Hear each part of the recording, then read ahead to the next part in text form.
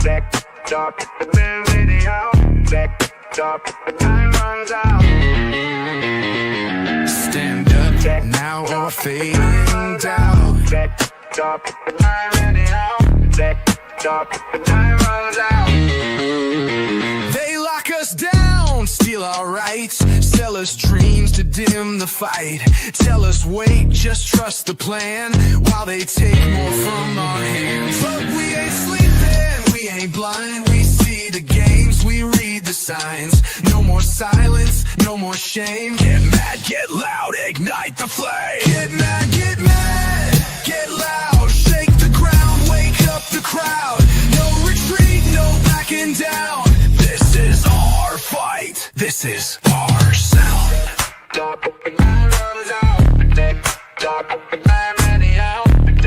Stop, time runs out. They push us back, say stay in line. Spin their words, rewrite our minds.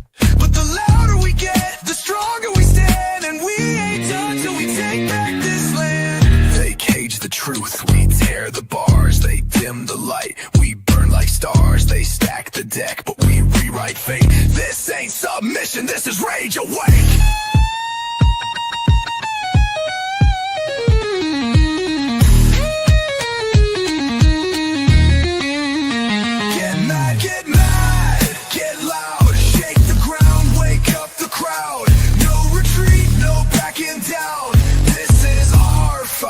This is our sound.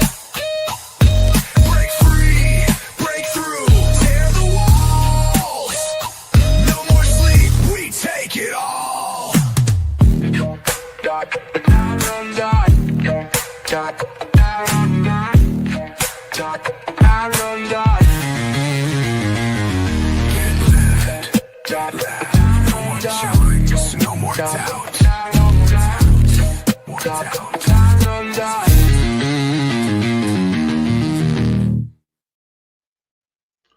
Hey, welcome.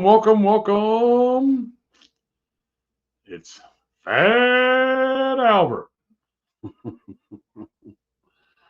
Right on. Monday, right?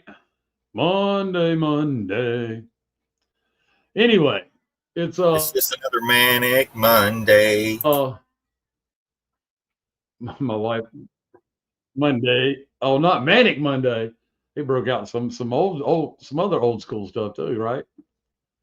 My wife was in there doing the other Monday right behind me. Welcome everybody. We are let me adjust my mic. I'm getting mic signals from my mic. Hang on one second.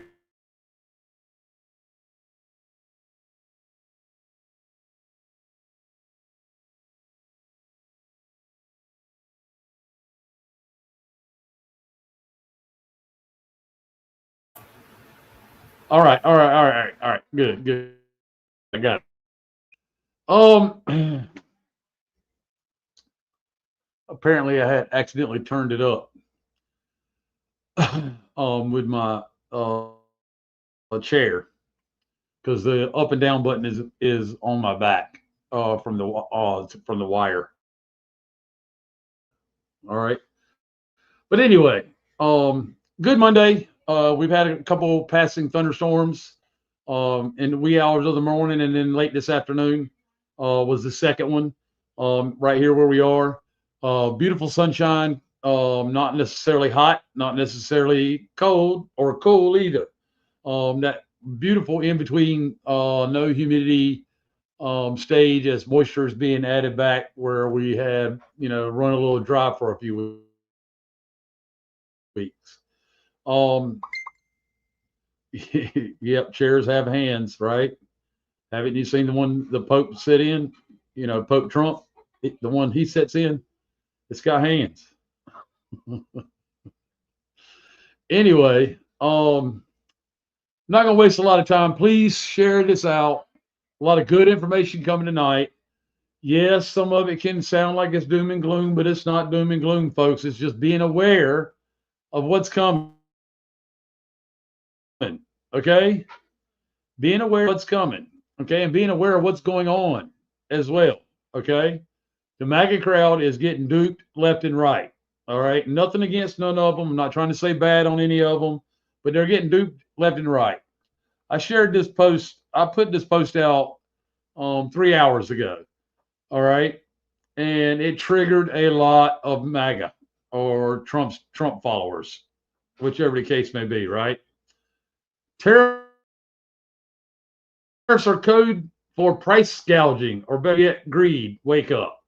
That's because I was going down a tariff rabbit hole. Mike, what? And How dare you say that? right? And you know, it the country was founded on tariffs and excise tax, right? Import, export taxes. All business based, right? No income taxes. And in the modern era, of course, a lot of that has gotten twisted over the next century.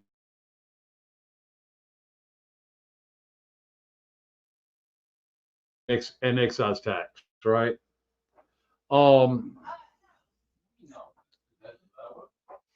Forget Trump. I love it. Make some noise, right? Truth train. There we go. Truth train. Tariff. Yep. All right. Got that Anyway, tariff train too. so I posted this, you know, and yeah, I posted this, and you know, and of course it triggered some folks, and that's okay. It should trigger some folks. You know, stand up for what you believe in. Doesn't matter. It doesn't matter. You know, I just don't want you getting drug out in the street and harm come to good people. That's all I care about. You know, and thank you for your service, Adam. Even though I don't agree with your thank you for your service. And I wanted to read this one comment to you that says that was spot on. Okay. I think Trump derangement syndrome goes both ways, she says. Those that hate Trump and those that think Trump is a god can do no wrong. He's a man, and he isn't the savior you all want. It's time to wake up and realize that he was placed in office to do their job. He has handlers and is being controlled. All right. And that's spot on. Okay.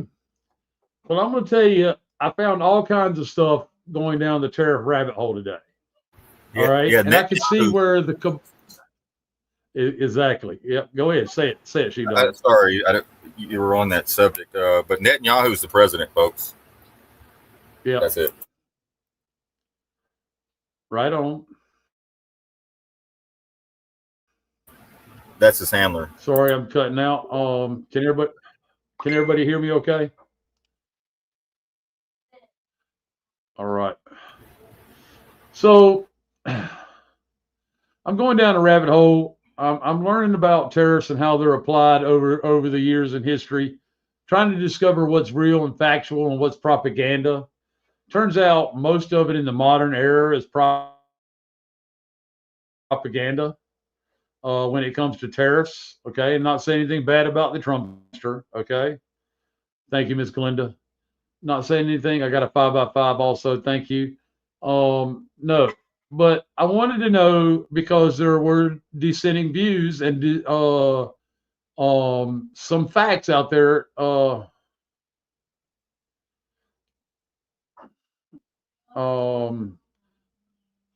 There's some facts out there that don't support the way tariffs are allegedly being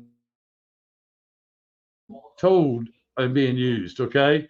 Then I found out where Trump got into it with Amazon on price gouging through the tariffs. And then I got it confirmed that actually happened. All right. Because the sheepdog shared the shaman's post on it. All right. And that's what we're going to do right now. Big time. All right. We're not going to listen to all 42 minutes of it. We're going to listen to a good chunk of it. It's really good. And we'll make sure everybody has the link. All right.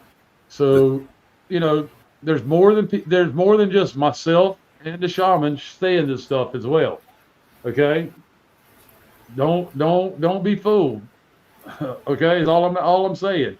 And good people don't need to sell themselves down the river, getting sold out on propaganda. Okay, you're being deceived. All right. Trump has got one job to do, and that's to liquidate the assets. He plays both sides of the fence to do it. So it looks all kinds of different ways for the Trump character. I got the shaman's video on in front of us right now. It's Middle Nation. All right, so y'all check it out. I'll be right back. Amazon never meant that. You know how they said that they were going to list the cost of the tariffs on their price tags. You know how much more expensive their products were going to be because of the tariffs. They said that they were going to list that, list the markup on the price tags. That's what they said they were going to do. So of course, immediately the Trump administration responded and accused Amazon of collaborating with China, and so on, being like an enemy. You know, so immediately they took back what they said. They said they're not going to do it. But obviously, this was just a PR stunt from the beginning, so they can inflate the prices as much as they want, and everybody will just chalk it up to the tariffs. Most likely, Amazon is going to probably get the tariffs paid anyway by subsidies or tax cuts, quantitative easing, or what have you. So they'll just increase the prices and have you think that it's all because of the tariffs and not because of greed, even though your taxes are probably going to go to pay the tariffs on their behalf anyway. Like, you know, if Amazon wanted to be transparent, why not include how much the price is, or how much of the price is a markup for executive salaries? Mark that down, put that down. What's the markup on all goods anyway? You know, how much does it cost Amazon to buy what they're selling you, as opposed to how much it costs you to buy it from Amazon? But they won't do that. Obviously, they'll never do that. They're just going to price gouge, you know, off of the manufactured shortages from the tariffs and the fabricated overhead costs of the tariffs. Look, I think you have to start actually trying to accept what's happening now in the United States. It's kind of remarkable to me, frankly, that anyone can't process what's happening now, that they can't recognize what's happening now. Your docks, your shipyards are empty. Cargo vessels are not bringing goods. Your shelves are going to be empty. There's going to be shortages. There's going to be job losses across multiple sectors, not just retail. Shipping, trucking, dock workers, construction, the energy sector, hospitals, schools, on and on. It's not a trade war. This is an economic war being waged by the aid national OCGFC against the United States by means of the American government itself. And it's not covert by any stretch of the imagination. It's as blatant as it can be. As I've said before, this is a downsizing operation. And the trajectory is not hard to see, nor is the reasoning behind it. And it's not about Trump, like I said before. Trump was just given the task because he's the right one for the task. But the task was going to get assigned one way or the other to someone, and it was going to get executed one way or the other, because this is what has to happen. The paradigm is shifting. And if you're not aware of that, then once that paradigm has shifted, you will continue to operate in an obsolete paradigm, which is going to leave you completely helpless and completely vulnerable. Believe it or not, even though everyone thinks that I'm always expressing sort of gloom and doom about the United States, that's not accurate at all. Because believe it or not, I think that this can and should be a transformative and liberating moment, not only for the global South, but even for the people in the US, even for the people in the West. Because at moments of massive transition, you know, moments of collapse, well, you have your best opportunity at those moments for establishing new ways of doing things, new approaches, new structures, new intellectual models, new societal models, because things are in flux. Now more than any time in our lifetimes, the people, the population, can actually capture some influence, some sovereignty, some independence, and they can have some say. But you won't be able to do that if you convince yourself that what's happening is not really happening. If you convince yourself that you're just going through some normal cycle in politics, that's not what's going on. This period of history that we're living in right now, wallahi, I think this is going to be looked back upon in history as the beginning of the great reordering, the great decentralization. You know, the language that everyone uses now is about multipolarity or polycentrism or what have you. But that's what we're talking about. Like I said before, that's what it all means.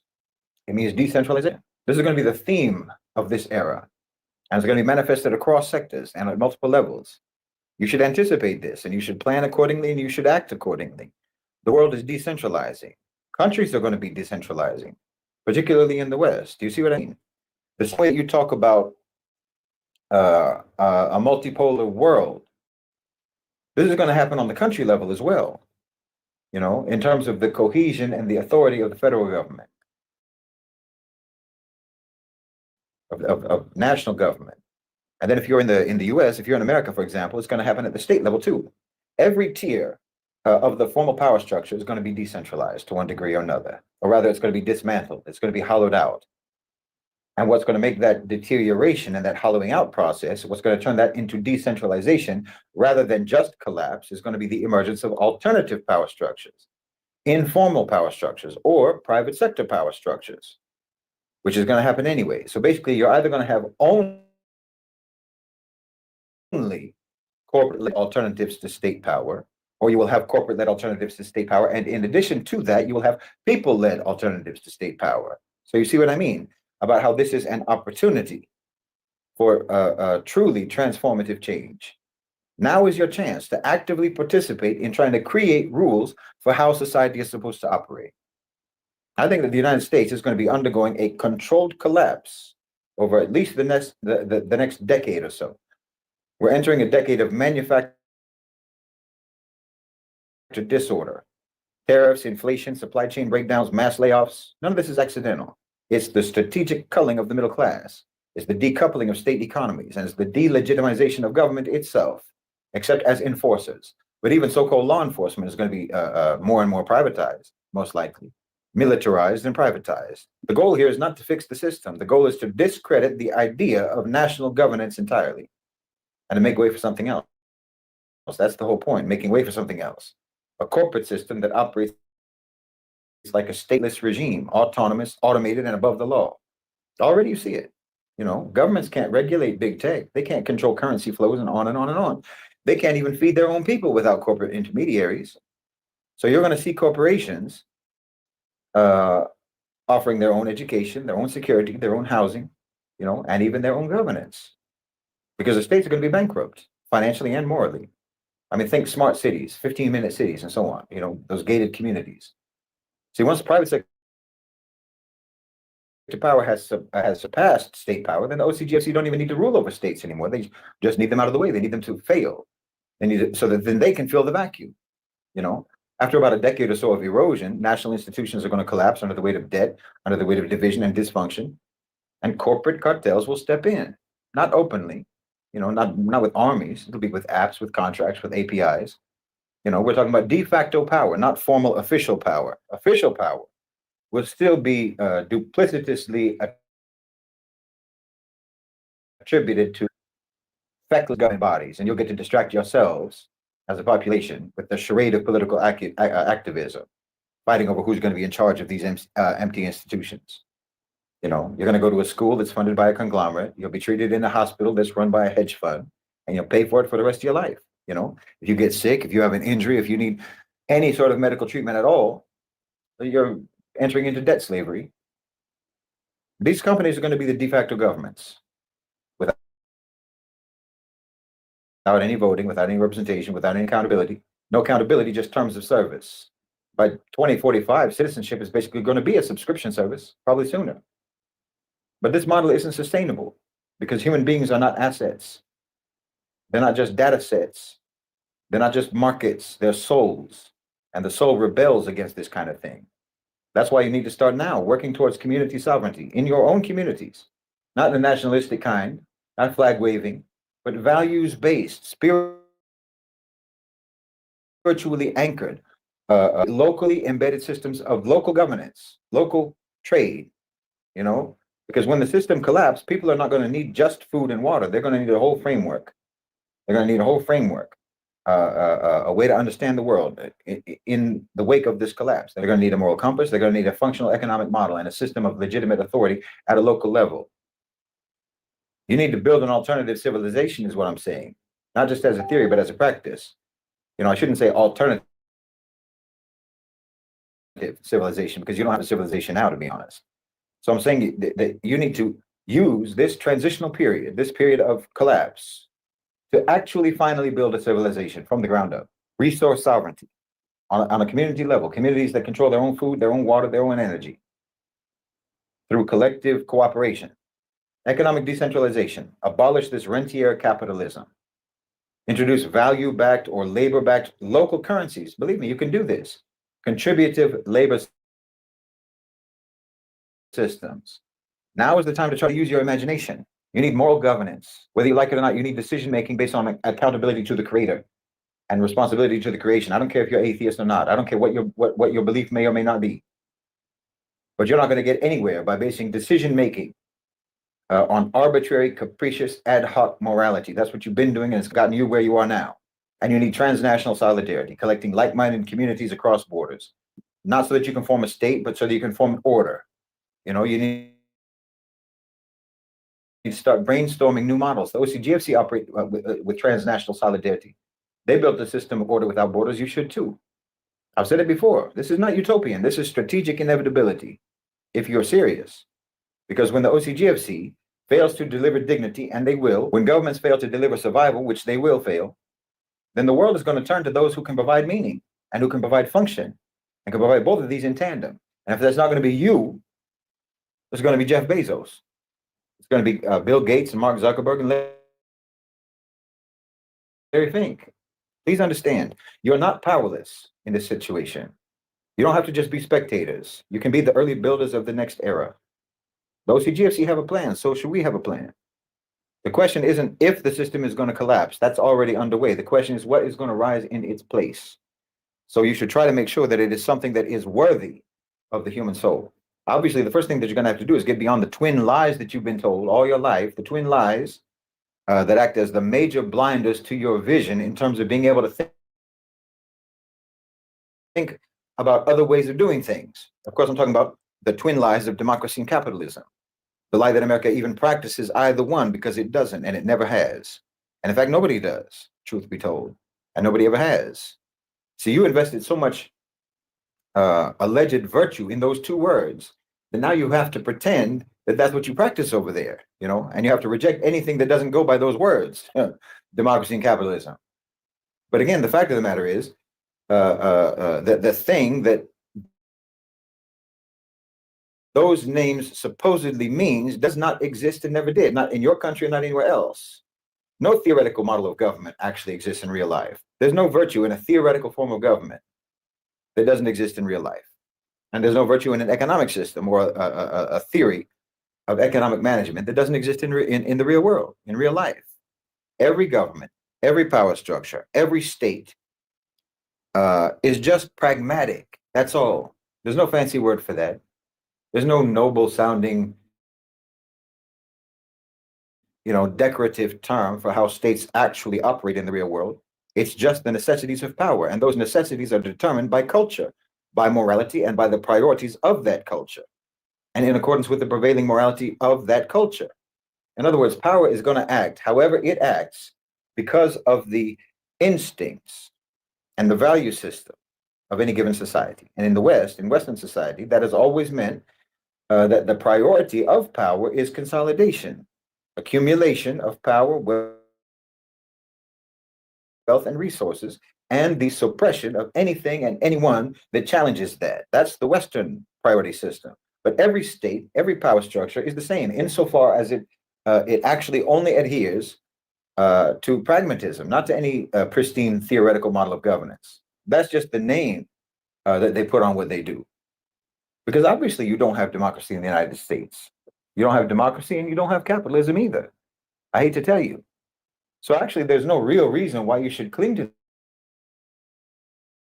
these words or pretend to cling to these words when you don't actually practice them as it is. And you never did. You see what I mean? You know, they've got you so invested in thinking that these two things, these two systems, this political system and this economic system are the best systems in the world, that you'll reject anything that doesn't have that label on it. Meanwhile, you don't actually have that system in your own society in real life. You're not a democracy and you're not capitalist. No, the United States is not what it claims to be. It's not the land of liberty, it's the land of democracy.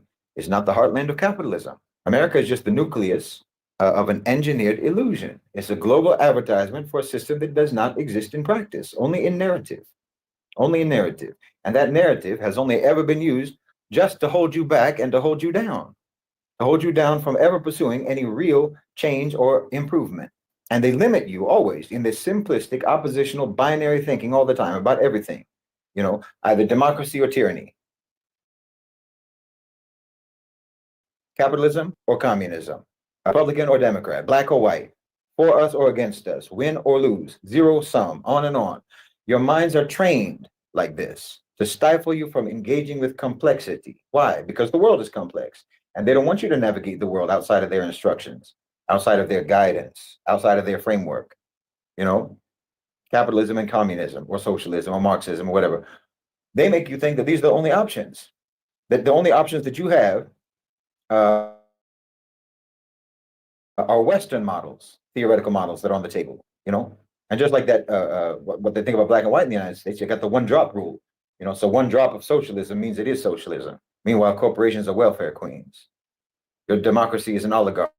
But as long as you can put that democratic label on it, then you get to pretend that your system that bears no resemblance to a democracy is a democracy, you know? And as long as you've got 50 different types of toothpaste at the grocery store, then you have capitalism. And you stay invested in these falsely labeled systems, you know? Okay, you hold elections, you have your flags, you have your televised. That's not democracy. That's choreography. You know, twice in the last generation, the person who won the presidency in America was actually rejected by the popular vote. Why? Well, everyone knows why. Because of the Electoral College, which is nothing but a relic designed to protect the slave states. And every election, every presidential election, they have to explain to you again why maintaining the Electoral College somehow makes sense. And somehow it doesn't actually subvert democracy, and it's a good idea. And it's all just confusing enough to make you feel ignorant whenever it's talked about. And then you just stop bringing it up if your candidate happens to be the one who's appointed. And in America, you've got the gerrymandering with the districts and such. That's not a bug. That's a feature of the system. Districts are redrawn not to represent people, to protect power. It's not governance. That's electoral fraud through legal paperwork, and everybody knows it. You're blocking people out of the system. I mean, millions of citizens are blocked from voting through voter ID laws, felony disenfranchisement, purges of the voter rolls. These aren't safeguards. These are all filters designed to maintain the demographic status quo of control. And you and I both know it. You got states with tiny populations that have the same representation as states with tens of millions of people. That's not democracy. That's like a veto by geography. And then you have obviously the Citizens United decision that turned money into speech. So the billionaires and corporations now speak a louder voice than millions of people. They write the laws and they tell the politicians what to pass of those laws. This isn't a secret. What democracy? You know, you're given two options. Both of those two options are funded by the same interests. This isn't a choice. It's a political cartel. What democracy? You know, you've got lifetime judges who were appointed by presidents who lost the popular vote. They overturn laws that the public supports, and they set court-made laws that the public opposes. What democracy? And all your politicians engage in insider trading with no consequences. You know, you pay for their crimes and they get reelected. You claim to be a capitalist society, but capitalism requires free markets, actually free markets, you know, which include risk and competition. None of that exists in America.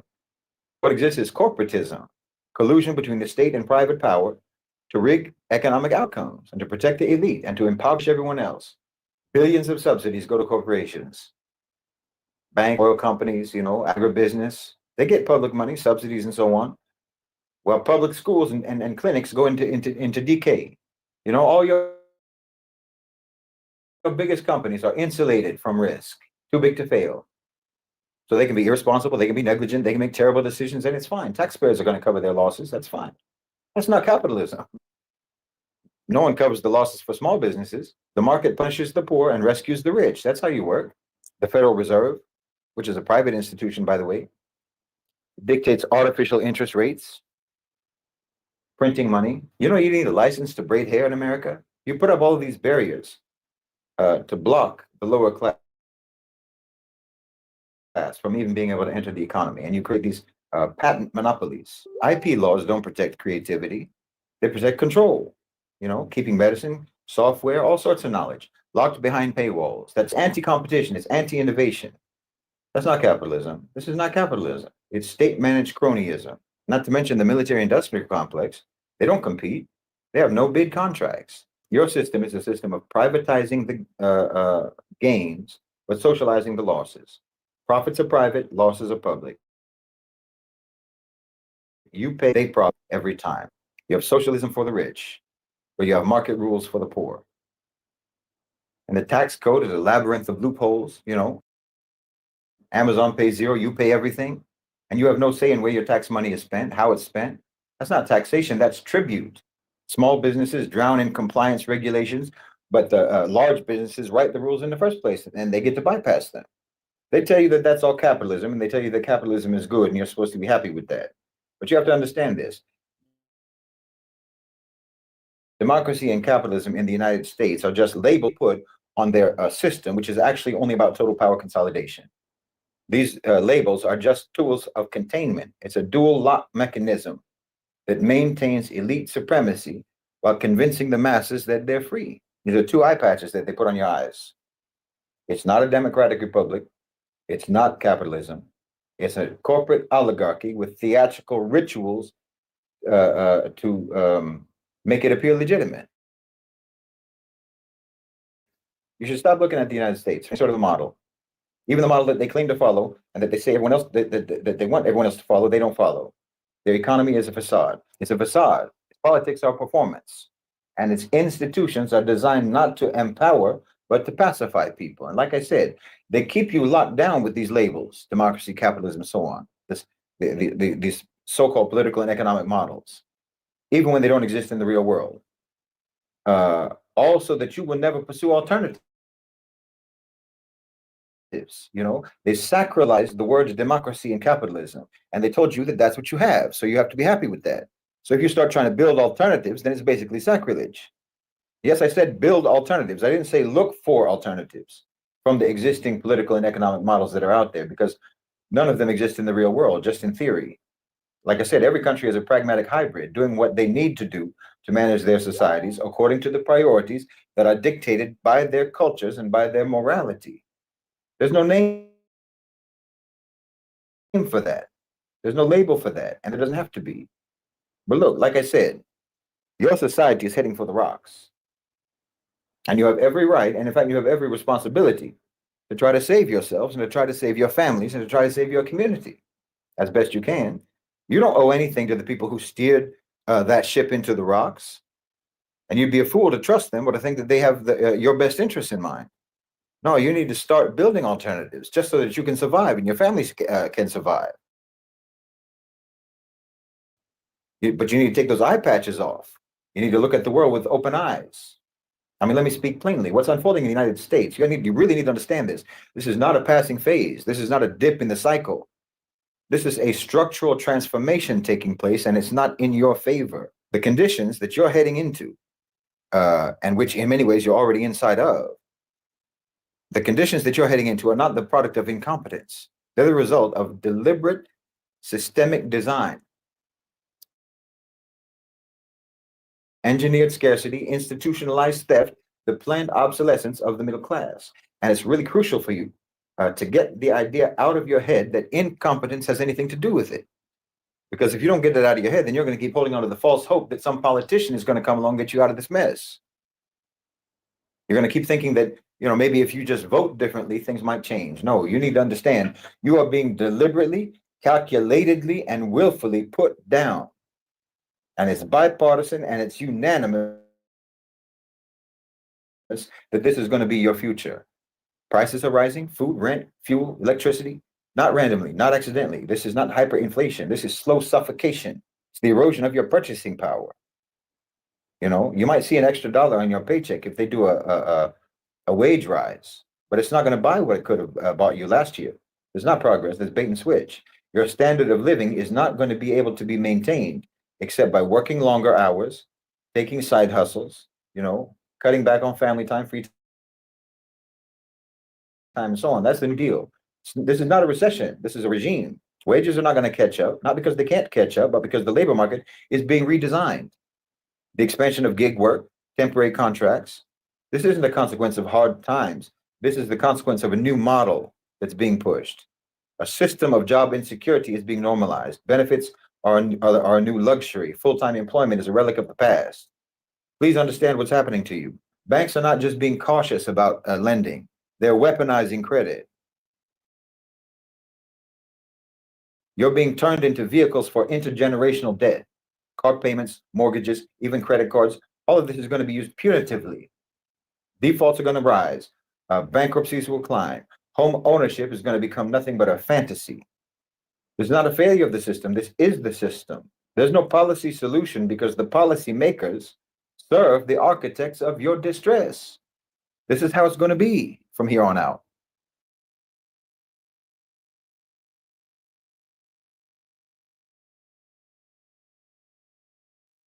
All right, and we will share out the link to everybody for the entire 42 minutes. But Yeah, there you have it, folks. It's not doom and gloom. It's the truth of what we are fighting not to happen. Okay. All right. We are capable and we have the power.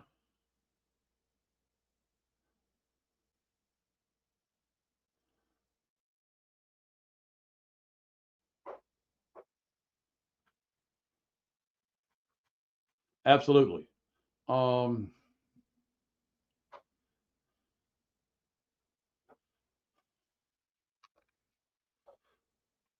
Absolutely, Black Mountain.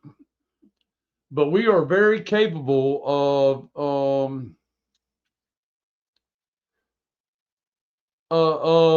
doing what he said, and that's not pull on a structure that is already out there, and we got to go out and look for it and find it. But it's to create the new one. Yes, we had a republic before. Times are different. It's time for a brand new republic. Because what happened to the republic before? Not placing blame on nobody, but they got run over and not deseated, but their seats got abandoned and it got layered over, just like the matriarch did. This used to be a woman's country. Prove me wrong. Everybody knew their place, and everybody knew the earth, and they knew their spirituality. They lived on the land in a spiritual sense versus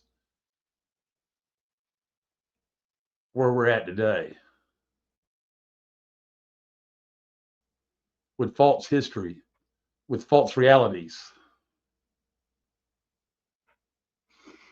and leaders that don't care nothing about the people.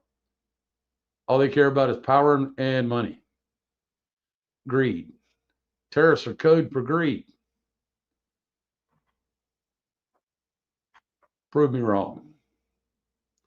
I'm begging somebody to prove me wrong.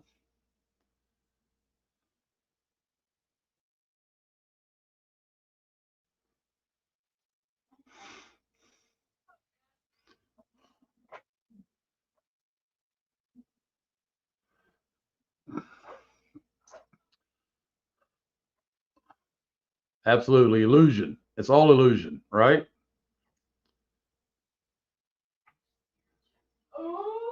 Babies can be made without men. That's already been proven, Scott. Men can't be made without the coochie.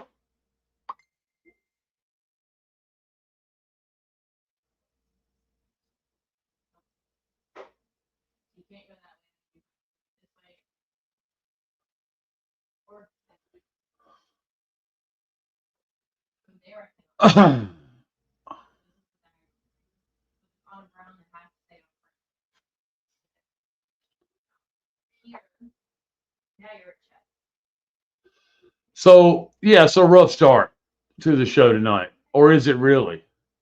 It's an eye opener. It sounds like.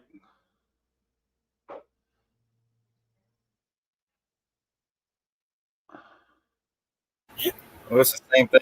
Love It's you, the same Scott. thing the Empress and Taj and Rod and everybody's been saying, but it's just from somebody else. So Yeah, that makes four people. yeah. On And we top, can keep going on. yeah, Wait, John Nolan. John Nolan's another one. yeah.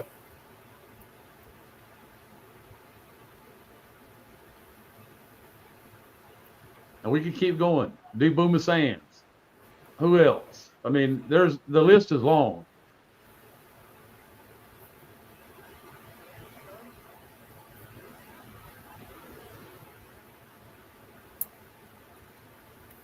But the title of the thing is community sovereignty in the age of the collapse.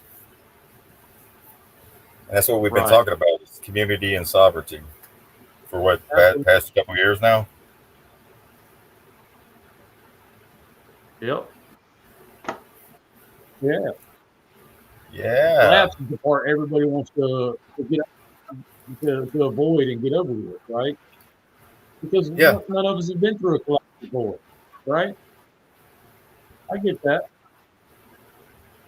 The man said, and many a man has said, we're about to lose a lot of jobs. The ports are empty, folks. That's going to translate here shortly to the shelves in the stores being empty. The dollar is not accepted in the rest of the world, which brings me to my next topic. yeah. Truckers are being laid The off. The dollar ports, is not, yep. Truckers, who else?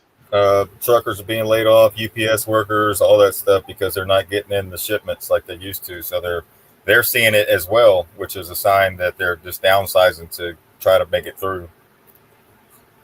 And the ports, like we showed last night, with the how the ports on the East Coast and West Coast were empty, and then we compared that to China and how their ports are packed. So they basically cut us off, but they don't want to tell you that because everybody would run out and panic shop, and then it would really be even more worse than what it's going to be. So they're not telling you, Yeah, but absolutely. you have to be awake enough to see it and stop falling for the propaganda. Use your common sense and your own two set of eyes. But most people can't see it coming because, like I said, they're being propagandized by the White House and everyone else.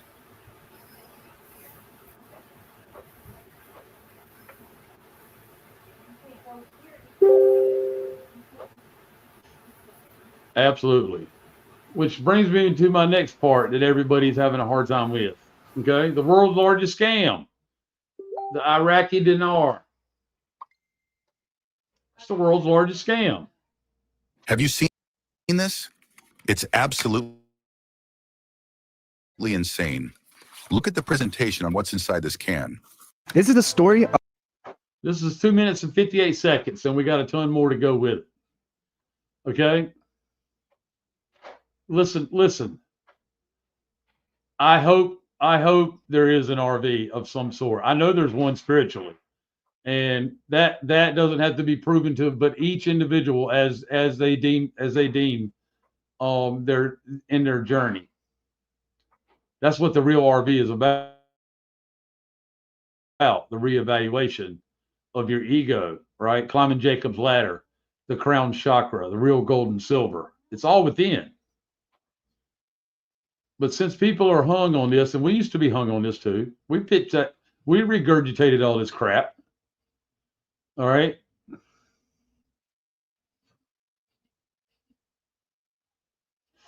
Listen, how do you believe? I mean, women could go into the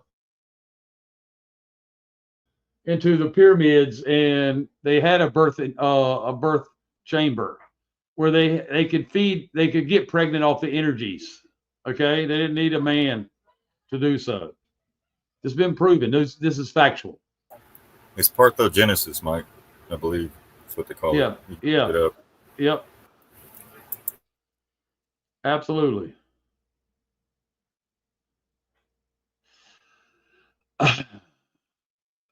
Yeah, I feel bad for Wolverine too. I mean, he's stuck on his narrative though, and he just, I mean, um, It is what it is. I hate it for him. I feel bad for everybody else throwing this stuff around. And again, I hope that by some unstupid reason in the synthetic reset, which we're going to talk more about tonight, in the synthetic reset, that they allow it to happen because it's been pitched for so long, and some good comes of it, but I don't think so. Check it out, 2 minutes and 58 seconds of a huge investment scam. Thousands of people have been tricked into thinking they would one day wake up millionaires. But instead of waking up millionaires, this scam has left thousands of families in poverty. This is the story of the Iraqi dinar scam, and here's how you can help save thousands of people from making the worst investment decision of their lives. Like this viewer who told me, wow, same sad story here. I have family that are about to lose their home waiting for the dinar, and there is no convincing them. They've been waiting 13 years now. You see, it starts off with good intentions. A viewer finds one of these scammer channels and hears what sounds like promising news about the Iraqi dinar. Like this thumbnail here, saying something that was gonna happen, but guess what? It never happened. So after getting wrapped up in the story of the dinar, they trade away their hard-earned US dollars in hopes of becoming a dinar millionaire overnight. Since the dinar isn't a major global currency, the transaction usually involves a fee of about 20%, which of course goes to the scammers. There's an old saying, in the gold rush of 1849, it was better to sell shovels than to dig for gold. And that's exactly what these scammers are doing. Let's hear from some of the viewers about how this investment turned out for them. Someone close to me is a dinar holder and believes in the RV like the gospel. If you don't know, RV means revaluation, meaning a magical 10,000% overnight return of the currency. Back to the comment. I moved across country to live with them under the pretense this would happen. I wish I had this info before my move. This junk messes with people's lives. On my channel, I've made a commitment to you to always tell the truth and help you easily spot the difference between fake finance and the fundamentals of finance. This has led to a few positive comments, such as this one. I once was very upset with you, dude, but truth always wins. Thanks for being honest. So my dinar videos have helped some people, but most of the people who have been taken in by this scam only listen to the scammers and are totally convinced it's not a scam. If you believe these guys, I guess these guys, he means me, you'll be sorry and lose. It is not a scam. Smoke screen, as they want you to give up all your currencies. They are the scam. Game over. Here's a comment. You are negative. Who the hell are you and what do you know? Piss off. Silly face emoji. I wonder if videos like this will be erased after the RV. Again, RV meaning magical revaluation. So here's a comment. Hey buddy, now that we know what you look like, we all know you're a scam. Well, it is YouTube, so you've always known what I look like since the first video in December 2021. So comments like these made me think of a particular famous movie quote. The greatest trick the devil ever pulled was convincing the world didn't exist. I believe if no one ever invested in the Iraqi dinar again, the world would be a better place. Let's put an end to this scam for good. Please share this video with your friends and family. Let's make sure that no one loses their house again because of the fucking dinar. Any questions, please let me know in the comments below.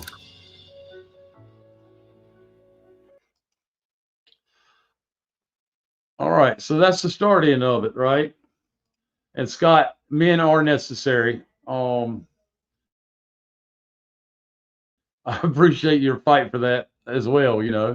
I kind of felt the same way when I first started learning this stuff, but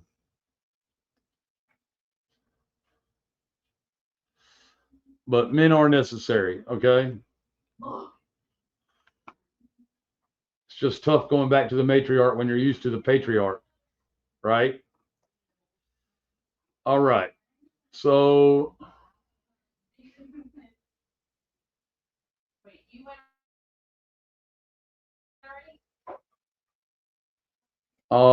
here's another one right here.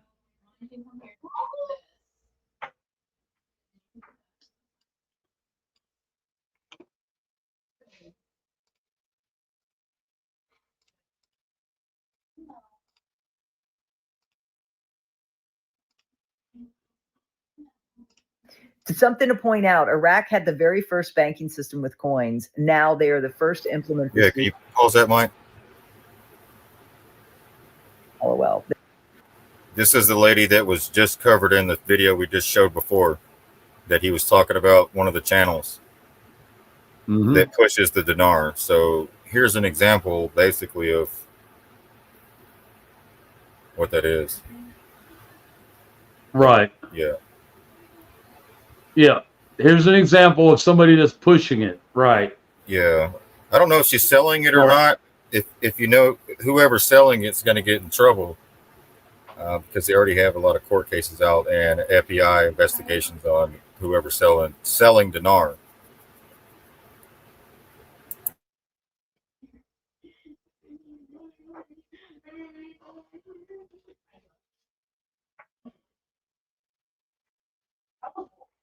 yeah, Chidi said it's Melanie. She's a big old grifter, right?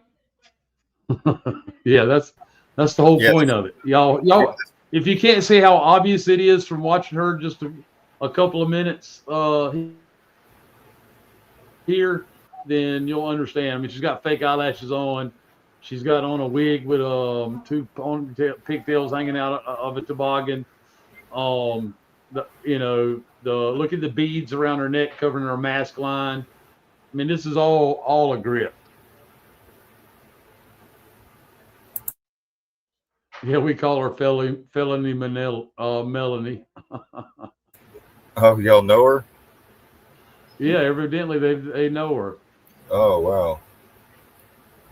Hey, I think she put this out yesterday. There might not be no need to play this one. All right. Yeah, we'll go on to if the you next. want to go, yeah, I just sent you that to show you. Go up, Mike. Up. This one. Just go up. There's a new CNBC actual mainstream media news stories about it. Okay, go down. Yeah, go down. Go down. Go down. That's the bottom. There's not an MSNBC news story. Here, let me send it to you real quick. No, you didn't send me that one. All right.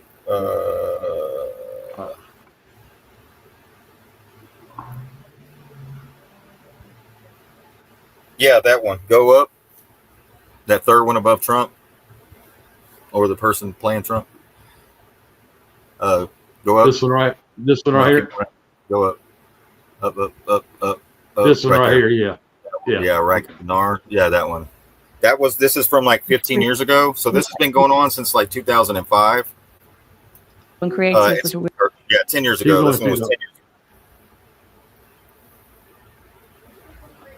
years. This report was 10 years ago. Okay.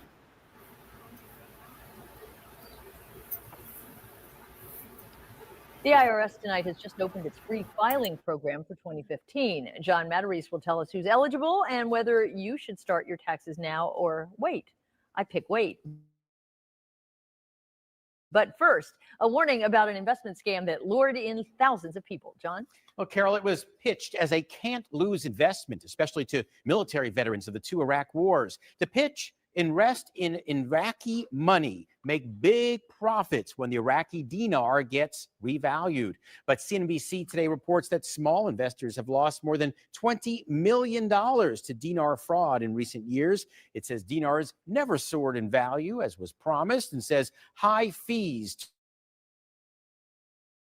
turned break-even investments into a loss for most people who put down their hard-earned money. Well, McDonald's hasn't exactly been making the senator from Kentucky.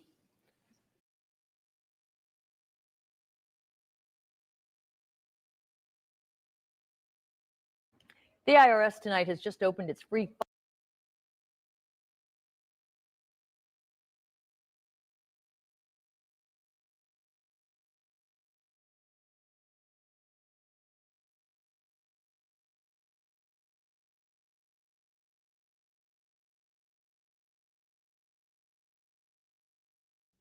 What's up, guys? Back with another video today. Iraqi dinar, my favorite thing to talk about, only because it's so controversial, and probably about half the people that I talk to on my channel say that it's a good investment, and the other half are it's a scam. So I want to talk about what happened when I took my dinar to the bank. I wanted to see what happened. I did the same type of thing when I took an American Eagle into the bank, and it got good. it brought up a good topic to talk about, to see if they knew, if the bankers knew what American Eagle was, and they actually didn't. It was a good video too. So I figured I'd do the same thing. Let's see if like a teller would know what to do with this dinar. So I go to the bank on Friday. Massive long line. Finally get up to the front. There was only one girl, and she looked like she had her manager stand next to her. He was kind of helping out. And I walked up. I put I had it in one big stack. I said, "Hey, I inherited this, and I just want to know what I can do with it. If I can exchange it, where do I got to take it?" And she's looking at it, flipping through, and you can tell she has no idea what it is. So she immediately just like kind of just shows it to the guy standing next to her, and he does this like,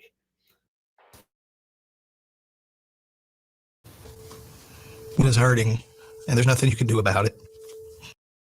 I would just call it like a half smile smirk, and takes his finger and does like this, like follow me, and doesn't say nothing. I'm like, oh, okay. So she hands me back my dinar, and he comes around the counter, and we go back where the offices are, where's all the chairs are. We go back, sit in one of the chairs, and he goes, "So you got roped into the scam?" I go, well, "No, I inherited it." He goes, "Oh, good. Yeah." He goes, "Yeah, don't buy this crap." And he's typing away on his computer, and he spins the monitor toward me, and he brings up, "I'll have to show it to you," because I brought it up too. I asked him, I said, what's the website? And he told me, and all he did was he put Iraqi dinar scam on his computer and brought this up. Now, this is just there's many of these articles on here that talk about how it's a scam, and it's the idea that I've talked about this before. The scammers promise that you're going to get millions of dollars of profit because if you buy the dinar, which is about 1,000 dinar to $1, at this exchange right now, one day Iraqi dinar is going to be worth 1 to 1 or 3 to 1, what it was worth back in the 80s or something like that. And you're going to make, if you buy $1 million dinar, you're going to have $1 million. Well, it's and this has been going on for more than 20 years. There's actually a pretty good video on it.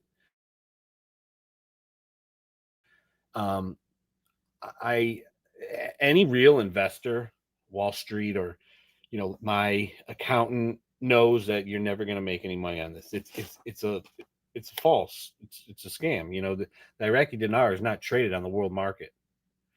So I don't really need to go into how I feel or even any of this article, but I do want to answer. Let's go back to the bank. So we talked a little bit about it.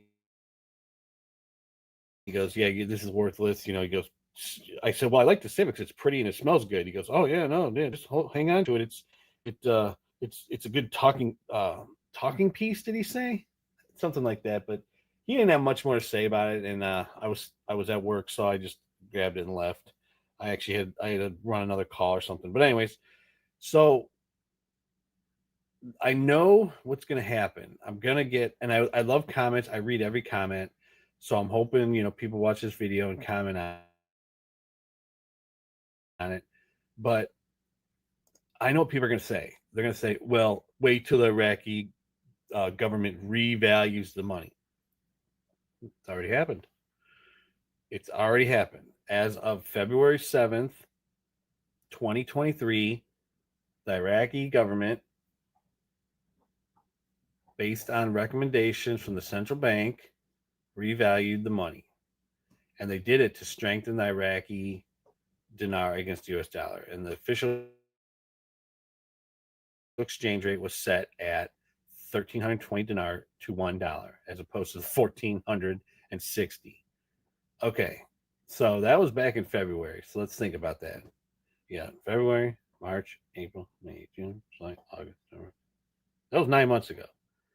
Let's see how well that's going. So this article was released in August, and it says down here, it's funny.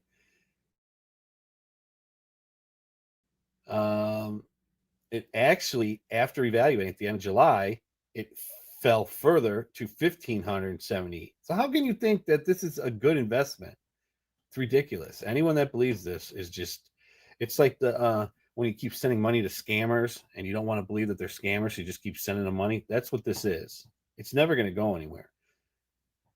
So I read this little article right here where it says, as a result of all this, the Iraqi government has chosen to revalue the dinar, with intent. However, as of August, the new policy does not appear to have been successful. So it's a scam. Why would you buy a single dinar from here on out? You know, I used to get I did a video on this back in January, and it got, half good reviews, half bad reviews. And what I mean by good is people were like, it's a scam. The other bad, people were saying, oh no, you're an idiot. I'll buy it. I'll buy it from you. I'll buy it from you. Yeah, people kept putting that. And I said, this is a fair, I said, oh, well, I got 300,000 dinars sitting in front of me. I want 150,000. It's a good investment because you're going to make 150,000 on it, but no one takes it because it's not worth it. You want a good investment? Buy this silver flag, this 10-ounce silver bar. This is a good investment. This is how to protect your money. It's fun to look at. You can still take this to an LCS and get your money back. This, if you buy this online or you buy this on eBay or whatever, you try and sell it back to them, you're not going to get your money. They're going to be like, no, I'm not. Or they'll give you less. But no, that's not a good investment. Not a good investment at all. You're better off buying a little Silvertown Halloween bar. Something cool you could look at that actually has value. Not this crap. But all right, I just wanted to talk about what happened when I took it into the bank. I thought about taking it in the LCS too, but there's no need to. The bank was going to give me a better answer. I was hoping he was going to say something like, well, I don't know. I really wasn't sure what he was going to say. I'm glad I did it. I'm glad that I'm making this video on it, and hopefully you guys comment and like the video. Definitely, even if you have something bad to say, put the comment down. I'll read it. Call me an idiot. Tell me, I made a bad investment, whatever. I paid, I don't know, $300 for all this dinar or something, but that was back in 2012. Still hasn't done nothing, and it still won't. But again, I'm not a financial advisor, I'm just a famous YouTuber. So that's it for the video. We'll catch you on the next one.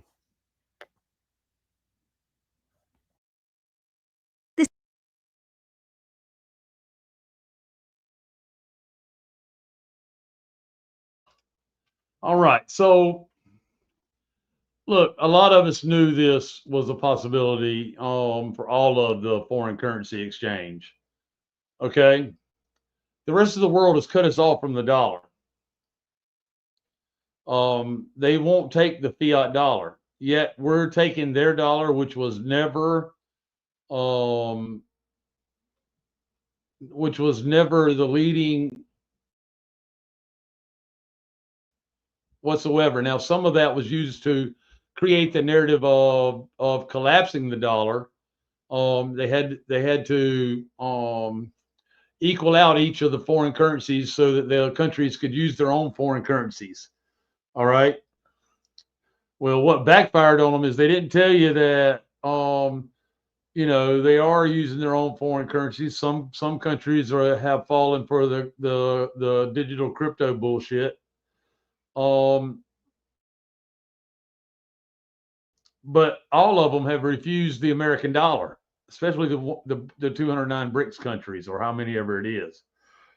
Okay, and we're not joining BRICS, folks. Just so you know, the cabal leader regime might be joining BRICS, because they want to keep all the money. Decentralization is where we're heading. Decentralization is where we're heading. Synthetic reset is going to happen. Okay. Um,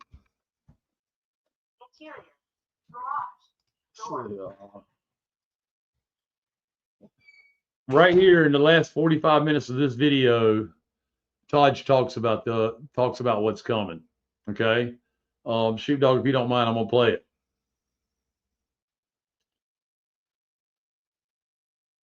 Yeah, the Jesuits are the deep state.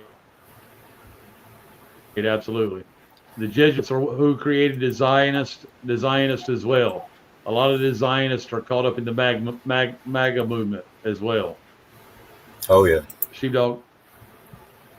Yeah, the Iraqi dinar scam. Before you play that, it's resurfacing.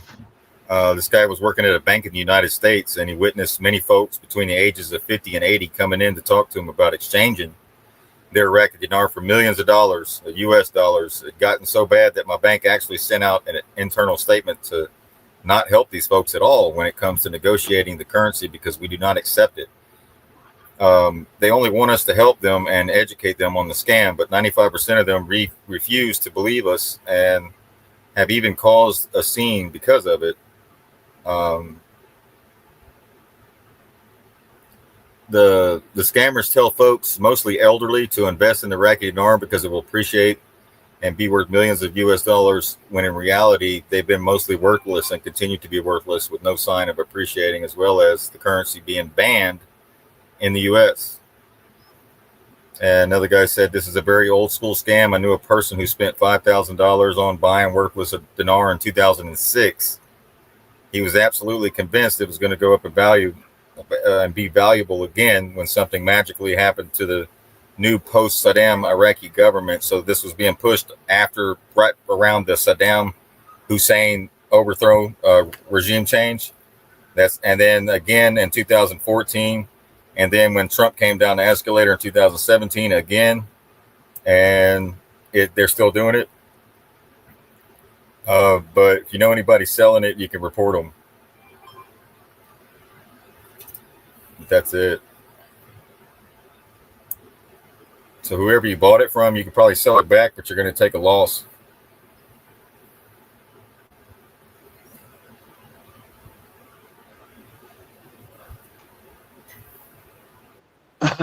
Absolutely. All right, so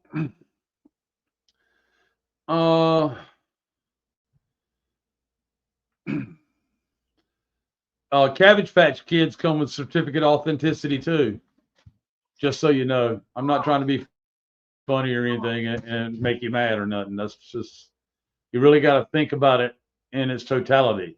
Someone said, I have some dong. It came with a certificate of authenticity. There's even court cases out there, kids, right? There's even Yeah. There's an Iraqi dinar scam, United States Court of Appeals case out there as well.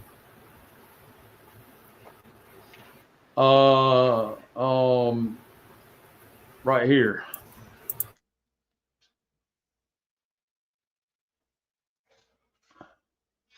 This was from the FBI, October 9th, 2018. The defendants Tyson Rain, James Shaw, and Frank Bell were convicted of conspiracy to commit mail and wire fraud, mail fraud, and wire fraud. Rahm and Bell were also convicted of making false statements to federal agents. The defendants were acquitted of money laundering charges. If you purchase Iraqi dinar from Sterling Currency Group, please complete the below victim questionnaire. Okay. And you know, this was real stuff. It didn't get reported, obviously, but it's real stuff. Here we go. What else do we got? Right here. Here's a PDF. I've opened it several times now, right? This is an actual court case in the matter of Iraqi dinar, in the United States Court of Appeals for the 11th Circuit, United States of America versus Frank Bell, Tyson Rain, and James Shaw, defendants, appellants. appeals from the United States District Court for the Northern District of Georgia, DC docket number 116 CR. All right. Before William Pryor, Chief Judge, and Jill Pryor and Brasher Circuit Judge. All right. These judges are pissed because these guys almost got away with it. Yeah, they went inside the churches and were selling it. And the churches is where it started, yes. And veterans bought some of it too.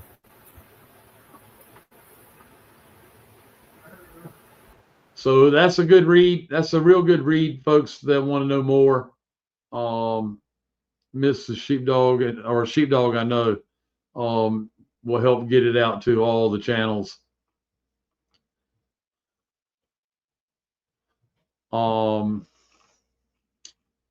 So, I mean, there's plenty out there, folks. Somebody asked Holly if she had Googled the RV dinar scam. This has been going on since 2005 and it started in the churches. Whomever is running around and selling it is going to be in some deep shit. The any day now bullshit has been taking place since 2005, and in 2014, then when Trump came down the escalator, they cranked it back up in 2017 to its current to date. Report the people that sold it to you.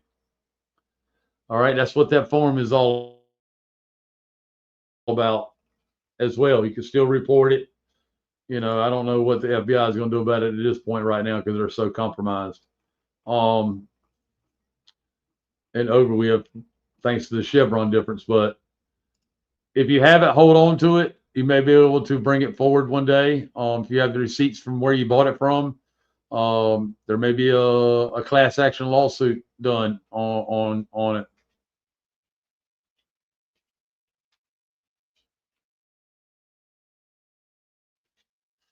Yeah, I mean, I would put it in my trust because you have the belief that it was going to hold value. When it don't, you have the right to bring a class action lawsuit.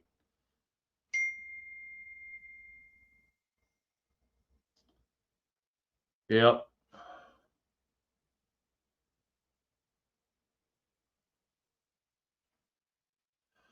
Yeah, Zester is pushing crypto, right?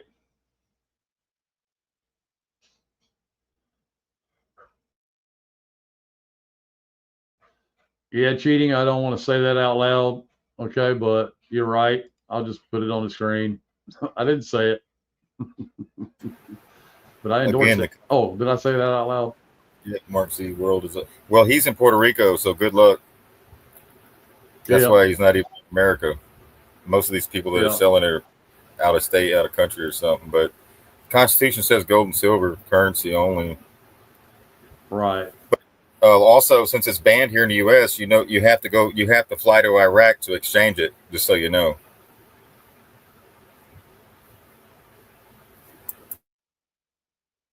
But you'll find that out in your research because there's just several articles you got to read through.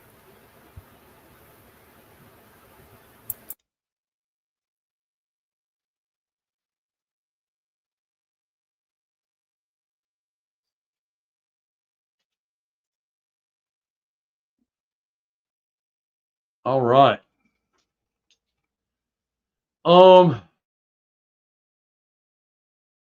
Yeah, there's several articles you got to go through.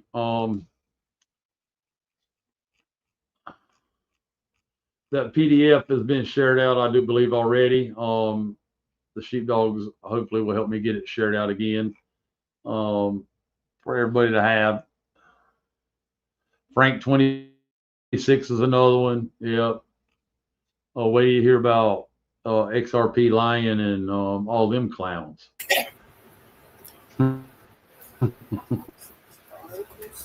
Yeah, everything's been shared out, Mike. You know. Okay, just cool. Find my name in the chat, and you'll see it.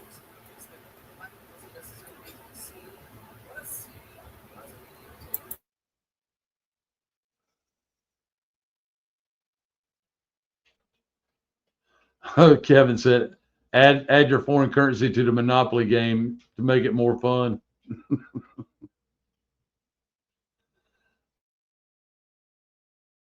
Yeah, Charlie Ward it's still saying RV. So sad. They're all saying QFS still. Yeah, XRP line is a big joke. Yep.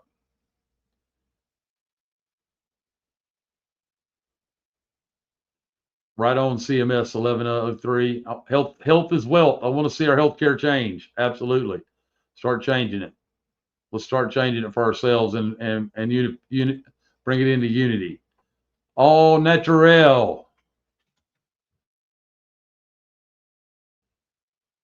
Char Lie Ward, right? Yeah. Char Lie Ward, right?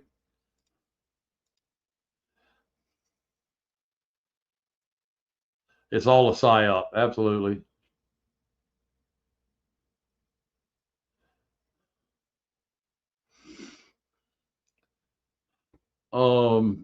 We started saying back in 2023, do we really know what's going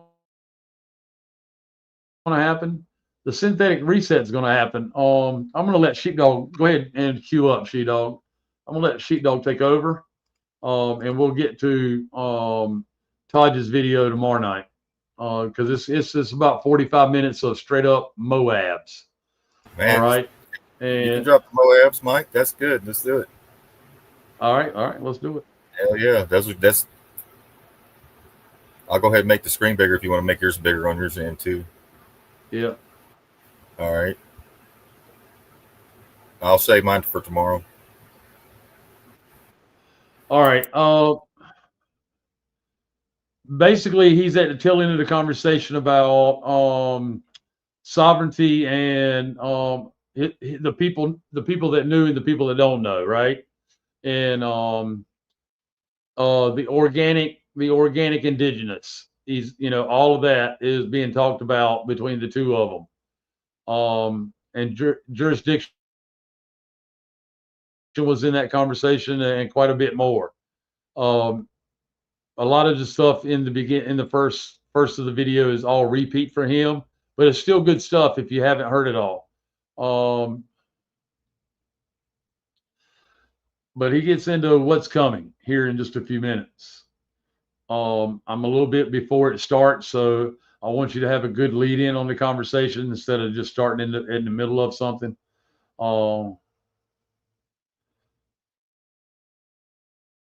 You're going to see doctors and hospitals change here shortly. I do believe it's going to come with the shutdown of the jobs, right? The loss of jobs first, right? The collapse of the dollar and the collapse of the system around it. But let's check this video out. He was in communications with nations of the earth, trying to encourage the Europeans here to maintain their integrity and honor to the obligations of treaty, which I just read, because that's what their obligation is, and constitution. So what happened is it crashed the system. That's why a lot of people who understand the economics, some people will say amongst Europeans that Noble Dry Lead crashed the stock market in 1925.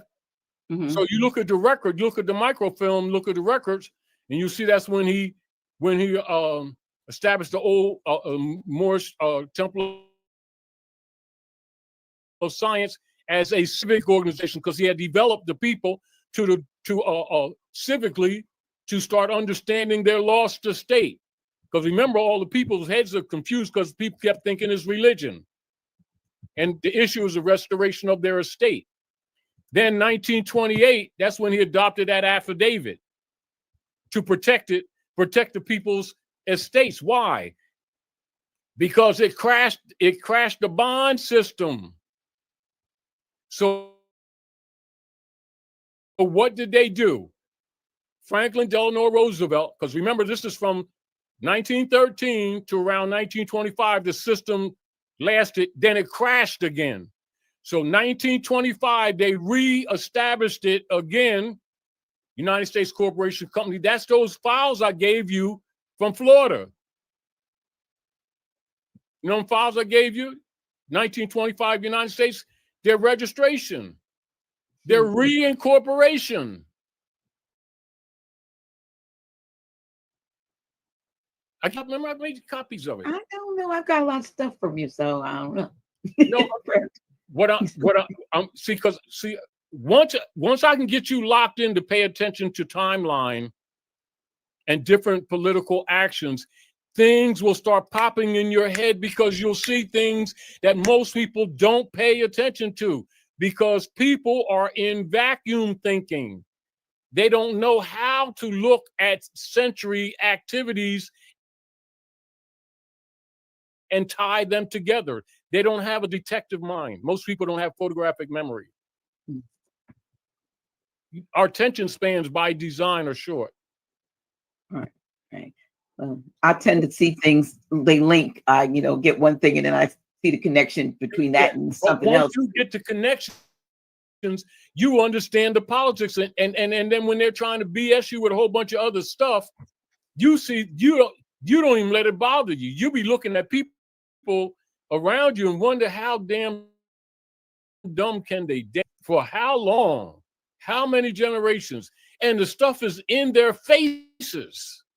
You can see why these people have contempt for the people because he has to know that some of them are just in denial for fear, not that they can't see it. And to get along, they rather go along with the politically correct and start making them kind of statements and pretending that they're helping their people. No different than the overseers start doing this civil rights stuff when they know that Eisenhower relinquished jurisdiction at Morocco in '54. They didn't dismiss the Constitution and consular venue. They relinquished jurisdiction because they can't change the Constitution. This is why, like, when you start doing a lot of law cases and you see Europeans, as Europeans were starting to make claims with CCs and financial statements and everything, and then the magistrates would tell them, you can't use that Constitution as a defense, you're not a party to it. Mm-hmm. And I know you've heard that here and there, and people don't understand that, well, he can't stop them from their constitutional rights. Yes, he can. They called themselves white people. With the Naturalization Act after Ulysses Grant, without a nationality, you can't make a claim of any damn estate. And the deal of it is the only ones that can make claim to the land is a allodial title, an aboriginal title, not anything that was legislated thereafter. Anything there that was thereafter is already superseded by aboriginal titles, i.e. Article 6, Constitution for the United States. All debts and contracts entered into before the adoption of this Constitution shall be binding against the United States under this Constitution as under the Confederation. And all treaties made or which shall be made under this Constitution shall be the supreme law of the land. Get over it. All right. And so the heirs must be named and everybody's dancing around it. But guess what? While they're dancing, the system is collapsing. Boom, boom, boom, boom. And it's unstoppable.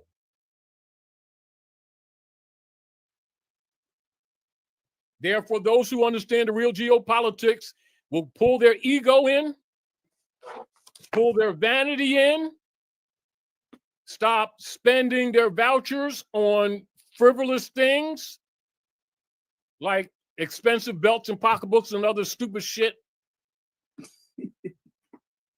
We'll start getting back to the earth, set up trust, make their claims, and wait it out because it's going to collapse all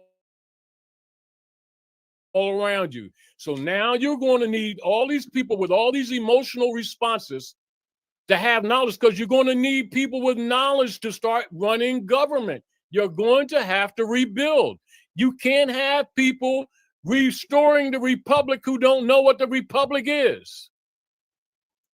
That's right. They think it's a democracy. They're going to get guillotined. We need to we need to get them to come out on fourth Fridays to our living in private class. They need to get some alternatives. So I know we love having you there, but we do have an awesome instructor that comes from DC, to, especially if people are looking to do something other, what they do, because he realizes that how useless the fiat is, they give it away. So see, and this is the whole point. Yeah, but this is the point that I'm making to you, Dr. J. Yeah. That's applying the knowledge.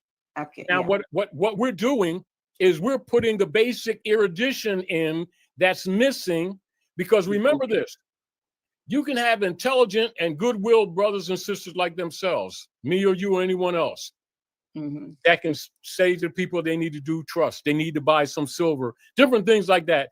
And they'll be thinking it's your opinion, not understanding they're in danger. Right. Do you understand? And they'll be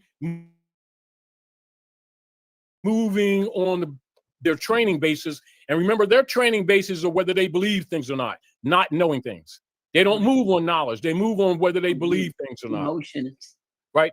They will be called under war powers when martial law comes. They will be the kind of people marching down the street talking about their rights and get mowed down, not knowing they shouldn't be there. Do you think they have rights that don't rest with them? See, this is what's happening. This is what's happening with the bond system. You have what is known as a derivative system, which is multi-fractionalized claims on the same bond systems that ultimately lead back to gold that ain't there. And the people are thinking about all these instrumentalities, paper gold that they call it, that's crashing and that's accelerating, which is why they're having this problem now, while the Praetors going around talking about we're going to take over the Panama Canal, we're going to take over Canada and take a piece of Mexico, and talking like this, because they know they're trying to grab resources under unum sanctum, because no one's buying the bonds, which I told you would happen. In other words, they're living it right now. It's here. Right. We are seeing it. What are they doing with all these people that think they have money? They're crashing their mortgage deed claims on all of those condos and mansions and all of the commercial buildings. They're not with the water, they're underwater. Then they're going to convert them for pennies on a dollar to try to save the corporation again, which is why Trump and Elon is not trying to fire individuals. They're firing departments. Yeah. It ain't personal. They're liquidating and people can't see it. They're not going to say to the people that they're liquidating. And it still won't be enough. And they're also closing hospitals. I saw a TikTok video from a nurse that was standing outside her former place of employment that shut down. Well, it was in her backyard. She didn't say it, but it was Crozier Chester. The whole system went down. I met another nurse the other day that was her last day, a couple of days last week, and they shut down the whole hospital system because of the financial situation of the so-called owners. And that's the burn center of this tri-state area. They had a brother, I was told by the nurse, that showed up at the emergency. Somebody brought him by a car, been shot. Nobody there to take care of him. He bled out. So Crozier Chester's like right next door. And people from here go there, but a whole hospital system, not just there, but all the places that they're connected to. Now, look what's happening to, so we're talking top shelf, Harvard as an example. What's it, 8.2 billion that they get? And that's only because that's one of the largest. They pulled it. All your major universities, what is it telling you that's on the way? So what we talked about years ago over the House of Reawakening Minds, they're going to have these people graduating with student debt, right? That with won't be forgiven. promises of jobs that won't exist. And the debt won't be forgiven. And if they did, they would already be obsolete when they graduate. Then they're going to what? Put them in slavery and take what they have and convert it. That back to what we talk about now, what you said earlier. As I'm talking now, you understand the reversioner. Right. I said, I wasn't saying I was today years old, but no, a couple days when I found out when I was doing the study that you asked me to do that I am the reversioner. You have to make the claim. This is time, but every time you would say the reversioner, I would always say, oh, that's a statement that people need to make. They have to fill out. That's the nature. It has to be the nature of a competent heir. We are the reversioner. Exactly. You're the heir. If the heirs don't speak up, they liquidate your estate. That's what they've been doing. And the deal of it is people who got a little bit conscious, start thinking about those 2 executive orders from Roosevelt and start arguing the birth certificate. And that ain't all that it is. The marriage certificate superseded it. It's just that they fractionalized it so much that it wasn't accepted anymore. Then the birth certificate was done to refund them again. That's the reorganization. In 1925 in Florida. That's when we did a class on that, and I showed you the paper.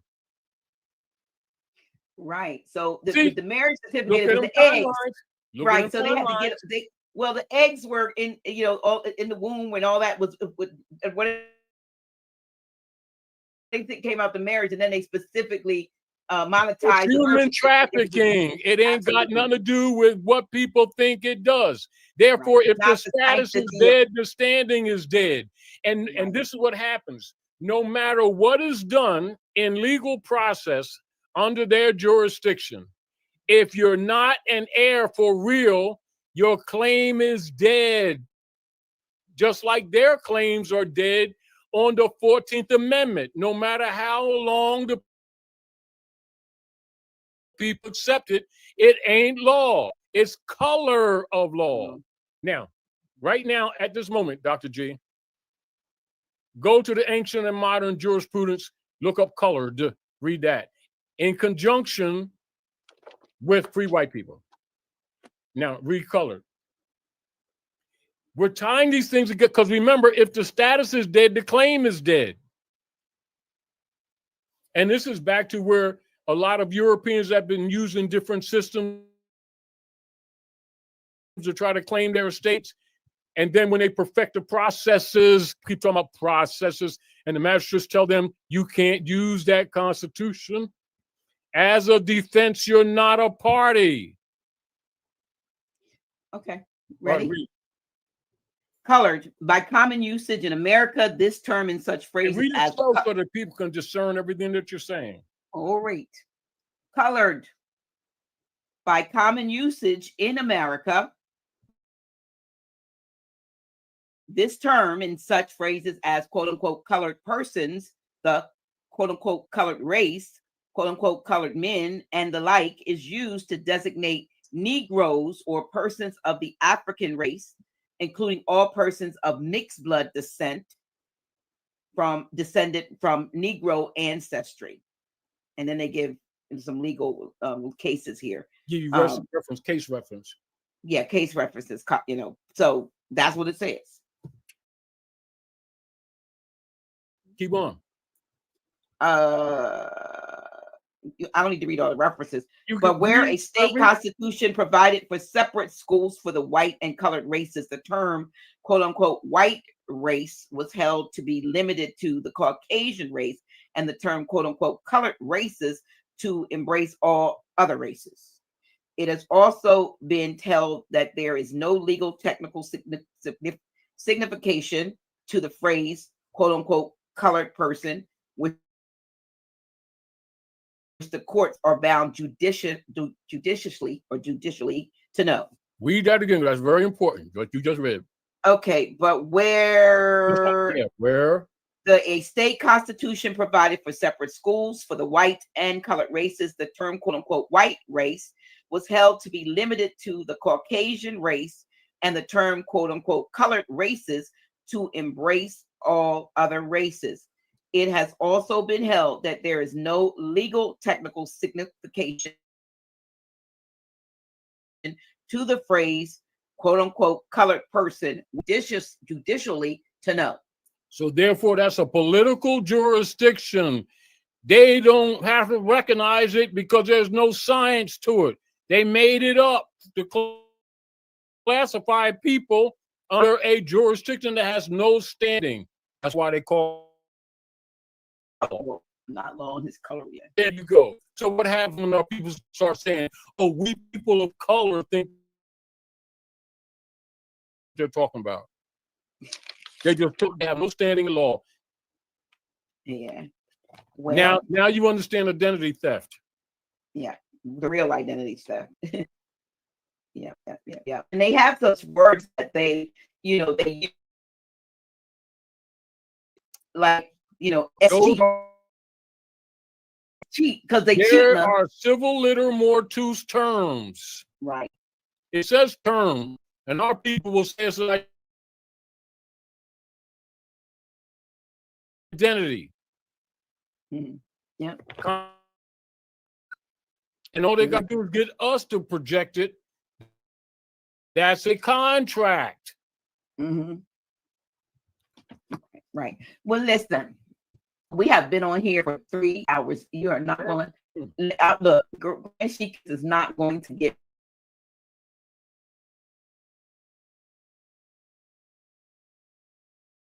doing one session at the first Friday for just a little bit until Grand Sheik gets all of his strength, because this as much fire and fervor as he's showing you tonight, I know that it's going to take its toll on him, because he looks like he's back at 100%. That we're not even seeing 100%. I don't know what's going to happen when he gets completely back to 100%. But and it doesn't look clear like he's had his dinner, because I know she brought it to him maybe about an hour ago. He tried to sneak some in and talk and be scholarly with food at the same time. We didn't intend to be candy. He eat candy, but I know she put your plate down there quite some time ago, and I want to be mindful of that. She can cook too. Okay. So he's eating candy. I'm drinking like coffee with purpose that we actually have. But Dr. J, but we need to Greg. The projection, because of the time factor. Yes.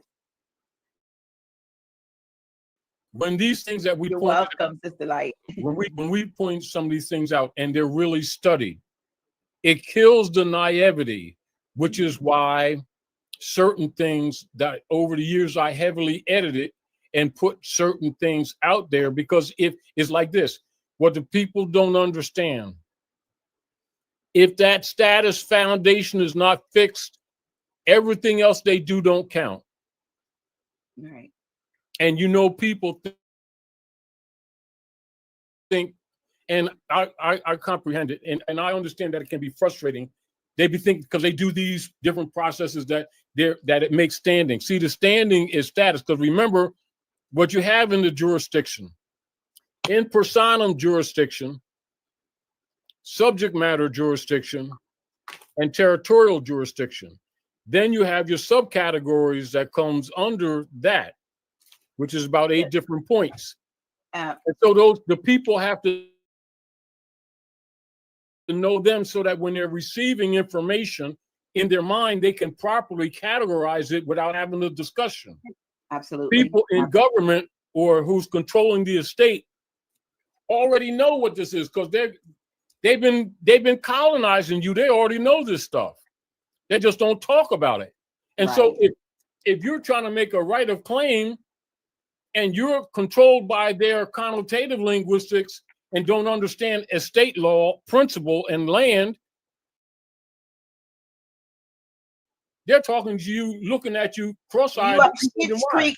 Look, like I say, on Schitt's Creek, you need to you out there with without a paddle. So you got to get your paddle together, which And is our your people knowledge. be thinking they dissing you, which they are, but the real deal is they're not going to teach you how to decolonize.